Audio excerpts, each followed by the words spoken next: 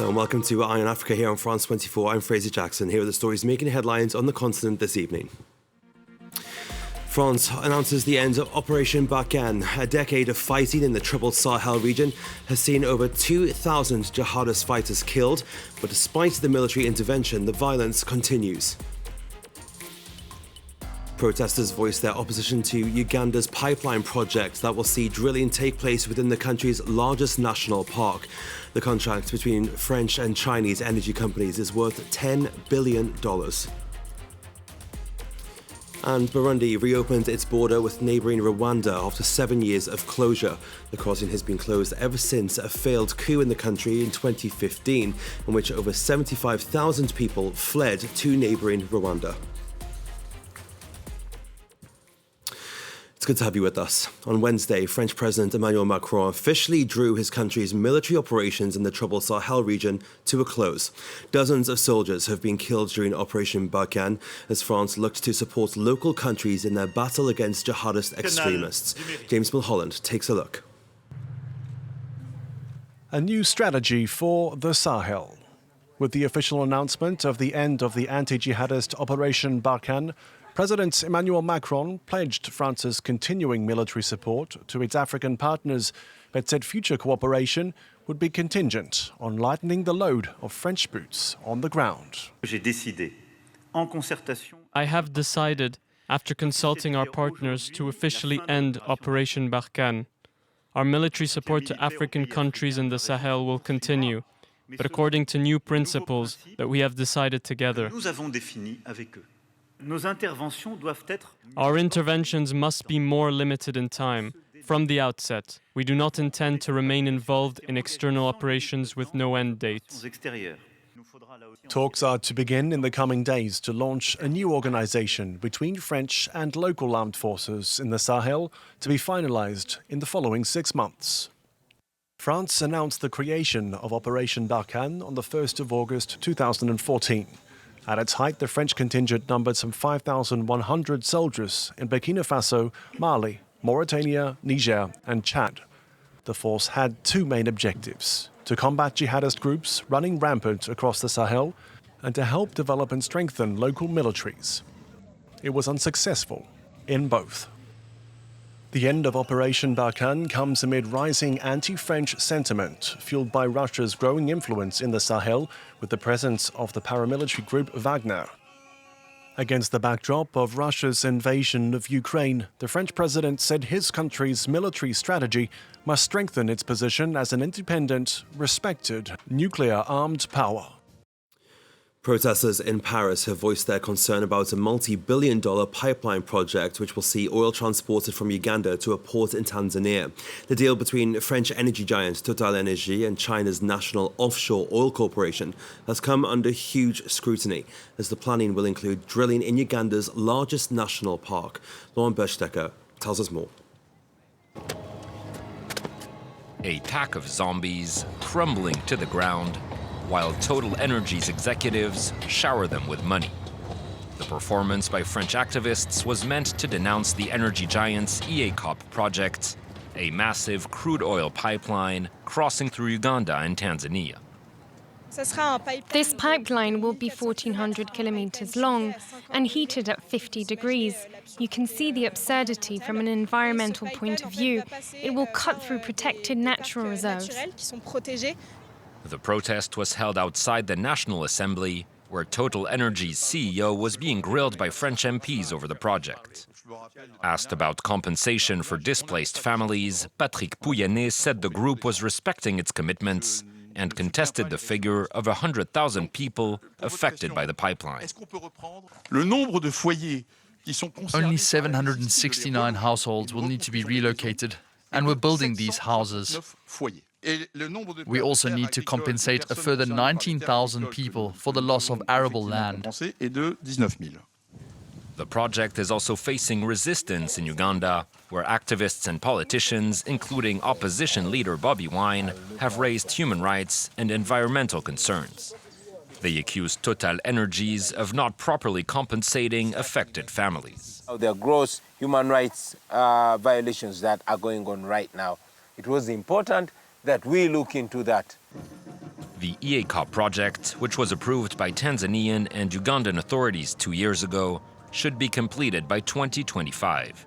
Its major shareholders include TotalEnergies, Uganda's and Tanzania's national oil companies, as well as China's National Offshore Oil Corporation.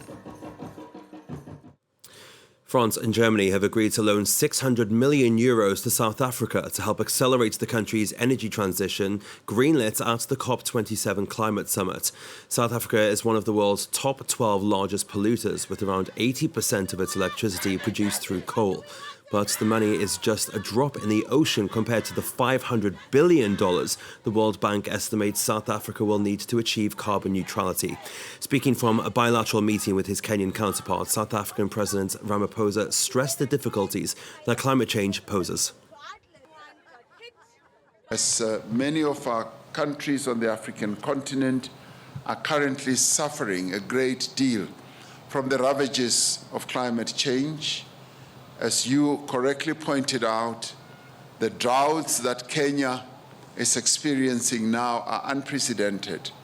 And similarly, the floods and the droughts that South Africa is currently experiencing now are unprecedented. And this just goes to show that climate change is serious, but at the same time, we need to make sure that the more developed economy countries that have contributed greatly to the climate damage should be the ones who carry the burden of making sure that the loss and the damage that developing economy countries like South Africa and Kenya are properly compensated, and that those countries live up to the commitments that they have made.